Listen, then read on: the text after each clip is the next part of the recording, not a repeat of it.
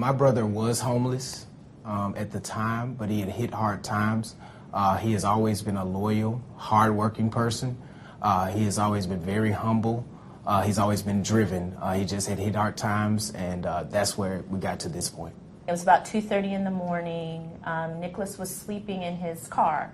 That is an area in Newnan in Coweta County where a lot of people who are actually homeless do find spots in that parking lot to sleep overnight when there are no customers there. They're not interfering with the property's business. And he was, at that point, living in his car. He had been for a while.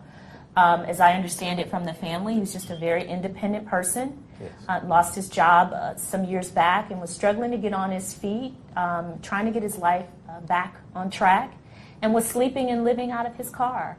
And so he was sleeping. You can look at the video. You can see he is aroused by the officers when they approach his car. He's laying in the back seat, no shoes on, in essence, fast asleep in his car. He's clinging to his life. The doctors and the nurses are giving him the best care as they possibly can. As a family, we are praying, but he's fighting for his life at this point. My reaction is that it was not justified because my son, he was asleep in the car and he wasn't bothering anybody. He was minding his own business. And it shows that he was in fear for his life.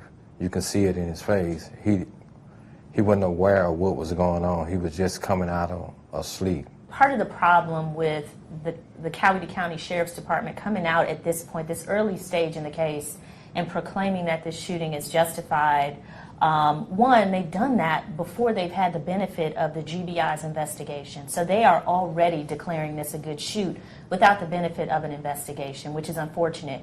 But I do think that it demonstrates this law enforcement agency's sort of willingness to rubber stamp an obviously problematic shoot. What we see in the video, and thank God we have a video, we see that Nicholas is completely boxed in on all sides by these officers. His car can't go anywhere. His car doesn't go anywhere once it comes to arrest.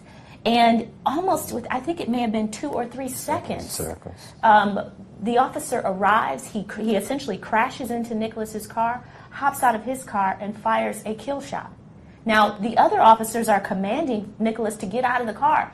He can't even follow the command of the officer before this cop basically fires a kill shot into that windshield. So it is really puzzling to us, frankly, how they could come forward at this stage and proclaim that this shooting was justified. Frankly, this officer did not give Nicholas a chance to comply with the commands and did not warn him that he was about to shoot. He jumped out of his car in 2 seconds and fired a kill shot into that windshield, striking him in his head. It's a miracle that he is alive.